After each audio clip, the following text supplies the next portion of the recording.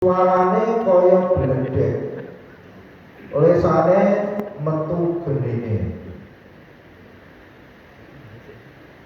Bismillahirrahmanirrahim. Jadi saya setiap ngaji mutolaah bab Munkar Nakir itu tenger karena rasa takut kita pasti akan menghadapi malaikat Munkar Nakir yang digambarkan Mbah Kiai itu tubuhnya besar, tinggi, hitam, lalu lesannya keluar api, suaranya seperti halilintar, itu kan. Dan maka kalau saya pulang dari jarak ke ayah saya, ibu saya itu di rumah mesti benar-benar. Kenapa? Karena kita dibawa oleh leluhur kita. Setiap orang yang meninggal itu dikasih patok dua. Dan patok dua itu leluhur kita namanya apa? Tenger. Itu kan satu kalau dengar. Kalau patoknya dua jadi tenger.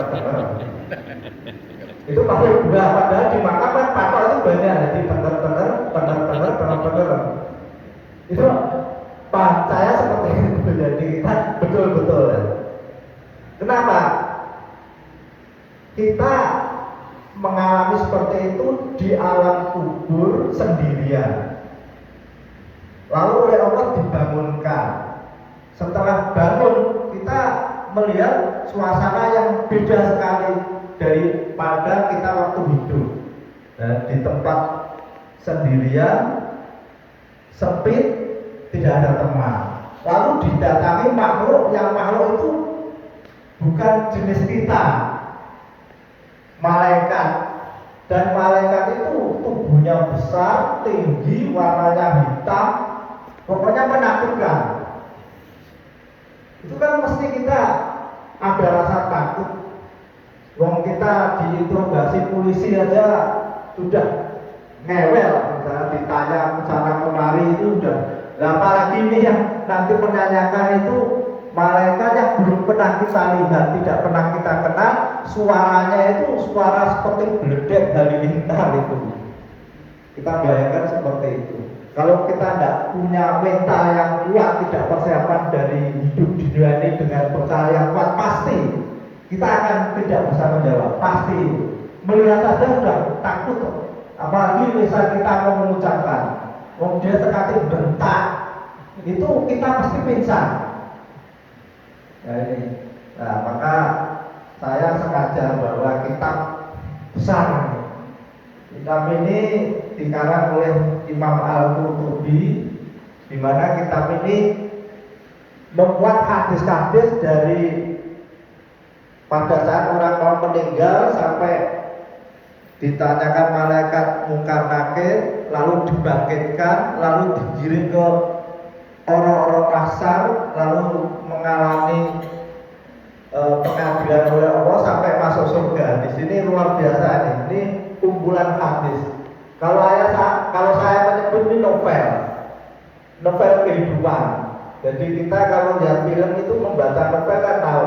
Setelah ini perannya begini. Dan di sini ini hadis Rasulullah SAW yang memberikan penjelasan kepada kita dari kita alam kubur sampai ke masuk surga. Ini luar biasa. Ini sudah diterjemahkan ke dalam bahasa Indonesia dengan judul Rahasia Kematian, Alam Akhirat dan Kiamat. Ini dulu bahasanya Arab, tapi sudah gitu. Kalau bapak daripada baca yang lain-lain, baca novel ini aja. Ini nanti bisa tahu bagaimana kita digiring ke arah pasar. Manusia di arah masa itu bermacam-macam. Ada yang bisa naik kuda, ada yang jalan kaki, ada yang merangkak, ada yang jalan dengan kepala. Di sini muncul. Dan ini sumbernya tidak dari kiai, tapi dari Rasulullah SAW. Jadi Rasulullah itu diberi bocoran katanya untuk menyampaikan pada kita bahwa Allah itu sudah punya novel yang tertulis. Jadi rencana kehidupan manusia itu sudah ada tulisannya di Lauhul Mahfuz. Nah, itu disampaikan oleh Allah pada Nabi Muhammad pada umatnya agar kita itu punya persiapan. Tujuannya itu. Jadi Nabi Muhammad diutus diutus pada kita itu agar kita punya persiapan bekal nanti menjadi orang yang selamat. Kalau ikut, kalau tidak ikut nanti menjadi orang yang celaka. Karena besok di akhirat itu hanya ada dua tempat. Yang satu tempat kebahagiaan, yang satu ke tempat penderitaan. Sedangkan di dunia itu tempatnya antara kebahagiaan dan penderitaan itu satu, tidak dipisah. Jadi orang yang beriman yo bisa sakit, orang yang kafir yo bisa sakit. Orang yang beriman bisa sehat, orang yang kafir juga bisa sehat. Itu di dunia. Tapi kalau di akhirat, orang yang beriman itu tidak pernah sakit, sehat terus. Orang yang kafir itu sakit terus. Ya, terserah kita mau memilih yang mana, dan itu tidak akan bisa diulang. Jadi hidupnya hanya sekali, maka kita harus benar-benar berhati-hati. Bismillahirrahmanirrahim. Ini saya bacakan dari kitab At-Tadhkirah. Ini sudah terjemahan bahasa Indonesia. Ini kalau agak remeng-remeng, cilik-cilik. Bismillahirrahmanirrahim.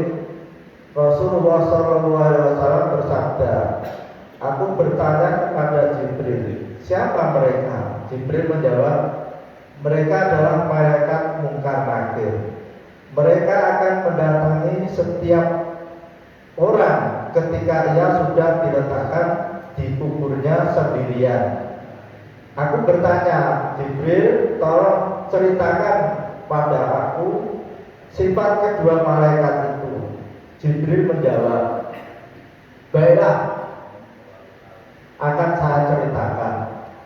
Mereka makhluk yang tinggi, besar, tampannya sangat mengerikan, suaranya menggelegar bagai halilintar, sorot matanya tajam bagai kilat yang menyambar, taringnya runcing bagai tanduk, dari mulut dan telinganya keluar api yang menyala-nyala, rambutnya menyapu tanah, kukunya runcing, dan masing-masing memegang palu besi yang sangat berat sehingga tidak sanggup digerakkan oleh seluruh makhluk yang ada di muka bumi.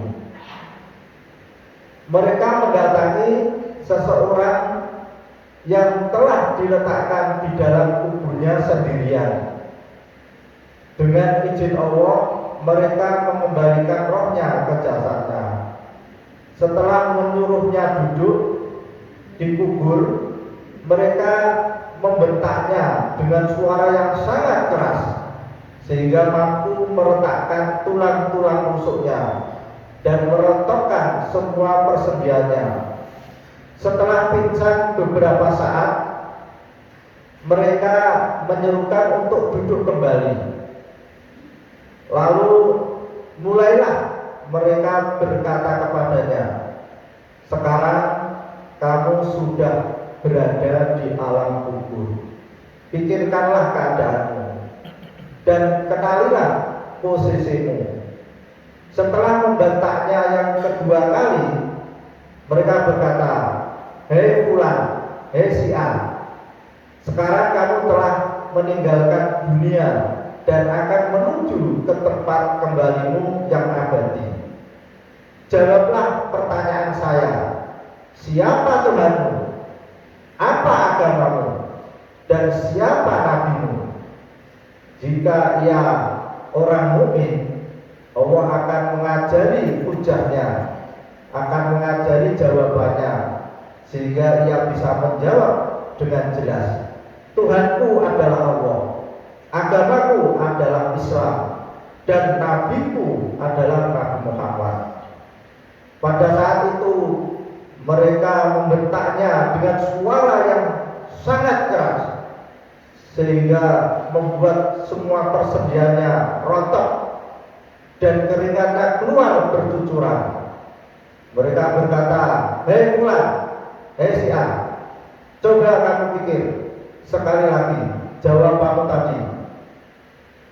Karena Allah telah memberinya keteguhan berupa ucapan yang mantap dalam kehidupan di dunia, dan di akhirat, memberinya rasa aman dan menghilangkan rasa takut, sehingga bukti kasih sayangnya, maka ia sama sekali tidak merasa gentar kepada kedua malaikat tersebut.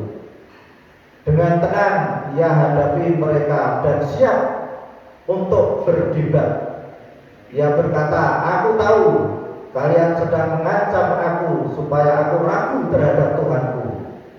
Kalian ingin supaya aku mengambil pelindung selain Allah. Padahal aku bersaksi bahwa tiada Tuhan selain Allah. Tiada Tuhan, dialah Tuhanku, Tuhan kalian dan juga Tuhan segala sesuatu. Nabiku Nabi Muhammad dan agamaku adalah agama Islam. Mereka membentaknya dan mengulang lagi pertanyaannya, tetapi dengan penuh keyakinan orang mukmin menjawab, Tuhanku adalah Allah, pencipta langit dan bumi. Hanya kepadanya lah aku menyembah. Aku tidak mempersekutukan Dia dengan sesuatu pun, dan aku juga tidak akan menjadikan siapapun selainnya sebagai Tuhan. Aku tahu kalian malaikat Munkar Nakir sedang memujiku supaya aku meragukan Tuhanku dan mempengaruhi aku yang hanya menyembah kepadanya, pada Allah Subhanahu wa Ta'ala. Sungguh Dialah Allah yang tidak ada Tuhan selain Dia.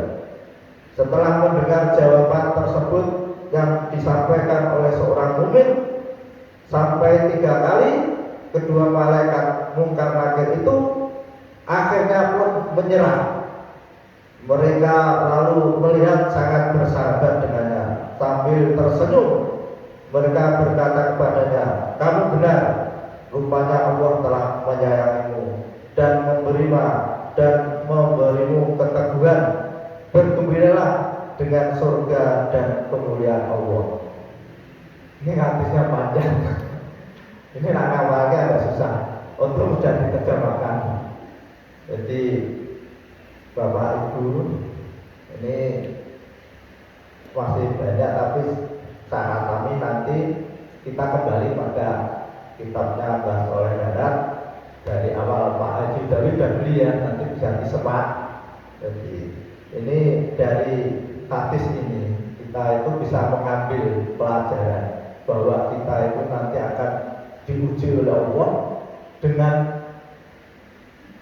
pertanyaan yang mana pertanyaan Munkar Nakir, di mana yang menanyakan itu adalah bukan bangsa kita, dia adalah malaikat yang digambarkan seperti itu. Nah ini maka ada satu ikhtiar yang ditradisikan oleh leluhur kita. Jadi orang yang akan kuat menghadapi malaikat Munkar Nakir diantaranya adalah yang banyak berpikir la ilaha illallah Muhammadur Rasulullah. Kita banyak berpikir. Nah, oleh leluhur kita itu luar biasa membangun tradisi zikir la ilaha illallah Muhammadur Rasulullah itu kalau sendirian itu berat. Maka di kampung-kampung itu ada jamaah tahlil. Ini kan dalam rangka kita bisa menjawab pertanyaan Munkar Nakir. Kita kalau sendirian tuh zikir la ilaha illallah 100 kali itu berat, tapi kalau berjamaah itu luar biasa, bisa enteng gitu. Apalagi itu disosialisasikan dari rumah ke rumah sekaligus sebagai tradisi silaturahim, itu bagus lagi. Kalau di Genung itu di tempat ayah saya sampai sekarang saya melanjutkan tuh habis maghrib malam Jumat itu mesti kita datang ke jamaah ke rumah-rumah untuk tahlilan baca kulhu 100 kali, la ilaha illallah 100 kali. Itu maghrib sampai isya. Setelah itu kalau sore bulan ada sedekah ya dikasih makan, kalau enggak ya pokoknya kita silaturahim dalam rangka persiapan menjawab malaikat Munkar Nakir. Karena ini tidak bisa kita elakkan, pasti kita akan menghadapi itu. Nah, kita bisa mental kuat, bisa menjawab kalau kita mentradisikan, membiasakan zikir la ilaha illallah Muhammadur Rasulullah sebanyak-banyaknya. Semakin banyak yang kita baca, semakin kuat mental kita menghadapi malaikat Munkar Nakir. Bahkan kita Tadi kan itu orang mukmin itu siap berdebat, kamu itu siapa? Apalagi ada satu riwayat, kalau Bapak mau itu orang yang tiap malam baca surat Al-Mulk, surat Tabarakal ladzi biyadihi itu, nanti kita tidak perlu menjawab. Pada saat malaikat mungkar nakir mau memenayai kita, itu surat Al-Mulk itu diwujudkan oleh Allah berupa makhluk yang membentak malaikat menangis. Kamu itu siapa? Ini saya ini.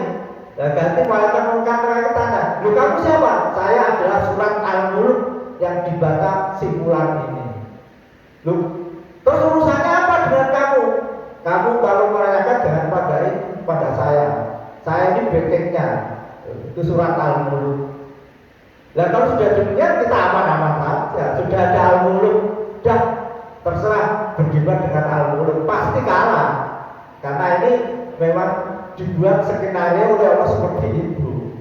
Jadi maka Bapak Ibu, mumpung masih ada kesempatan, kita biasakan bikin la ilaha illallah untuk persiapan. Apalagi bisa dijawab ditambah istiqomah setiap habis maghrib, maka tiap malam kita baca surat Tabarok. Itu nanti kita tidak pusing. Nanti dia akan muncul makhluk yang siap berdebat dengan malaikat mungkar nakir. Kita tenang saja. Al-Fatihah. Bismillahirrahmanirrahim. Alhamdulillahirabbil alamin arrahmanir rahim maliki yaumiddin. Iyyaka na'budu wa iyyaka nasta'in. Ihdinas siratal mustaqim. Shiratal ladzina an'amta 'alaihim.